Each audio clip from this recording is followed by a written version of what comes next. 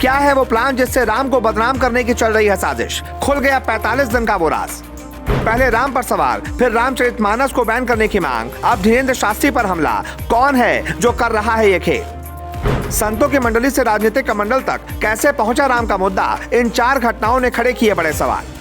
पिछले करीब 1 महीने में राम से लेकर रामचरितमानस पर सवाल खड़े किए गए। राम पर राजनीति और रामचरितमानस को बैन करने की मांग होने लगी। इसके ठीक बाद धीरेन्द्र शास्त्री पर बवाल शुरू हो गया। हिंदुओं की एकता की बात करने वाले धीरेन्द्र शास्त्री को अंधविश्वासी कहा जाने लगा। पिछले करीब 1-1.5 महीने के इस कालखंड को अगर गौर से देखा जाए तो किसी बड़ी साजिश की बू आती नजर आती है। बिहार के शिक्षा मंत्री चंद्रशेखर रामचरितमानस राम कथा पर सवाल उठा रहे हैं। उसके बाद बागेश्वर बालाजी बागेश्वर धाम को लेकर हंगामा बरपा और बागेश्वर धाम के प्रमुख पंडित धीरेन्द्र शास्त्री पूरे देश और दुनिया के निशाने पर आ गए। बाबा को चुनौती देने वालों की बाढ़ आ गई। ये अलग बात है कि बाबा ने चादर और फादर वाले तर्क से बहुत सी चीजों से उस अभियान की हवा निकाल दी, लेकिन अभियान तो बड़ा था। उसके बाद आगे चलिए, दक्षिण में एक ऐसे प्रोफेसर लेखक सामने आए जिनका नाम खुद भगवान है, और उन्होंने क्या कहा? उन्होंने कहा भगवान राम और सीता दिन में ही पीना शुरू कर देते हैं। अब समझिए वो कितने अनपढ़ व्यक्ति हैं।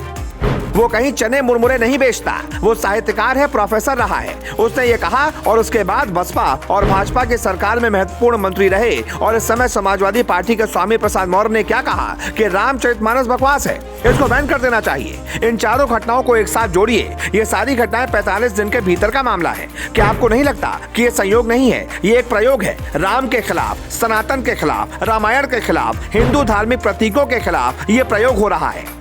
उत्तर, पूरब, पश्चिम, दक्षिण बागेश्वर बाबा को चुनौती दे रहे थे मानव जी। वो कौन है मालूम है? वो भारत जोड़ो यात्रा के यात्री हैं। वो मोर्चा खोल रहे थे बागेश्वर धाम के खिलाफ। इन सब चीजों को गौर से देखिए, इनके पीछे एक लिंक मिलेगा, एक टूल किट है। तो इसके पीछे की हकीकत को भी समझ लीजिए। विपक्ष को पता है कि बीजेपी की ताकत राम है, राम के नाम और मोदी का काम, उन दोनों को लेकर लोग बीजेपी को वोट देते हैं। इसीलिए विपक्ष के नेता देश में राम को बदनाम करने का काम करने लगे हैं। पहले बिहार से आवाज उठी, फिर यूपी में स्वामी ने रामचरितमानस को ही बैन करने की बात कही।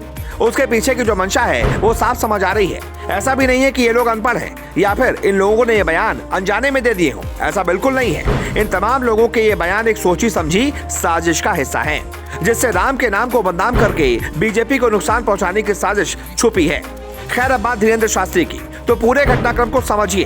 पहले धीरेन्द्र शास्त्री पर आरोप लगाए जाते हैं, उन्हें अंधविश्वासी कहा जाता है, उनके चमत्कार को बेकार बताकर उन्हें बदनाम करने की साजिश रची जाती है। लेकिन किसी शायर ने क्या खूब कहा है, सच्चाई छुप नहीं सकती कभी झूठे असूलों से, खुशबू आ नहीं सकती कभी कागज के फूलों से।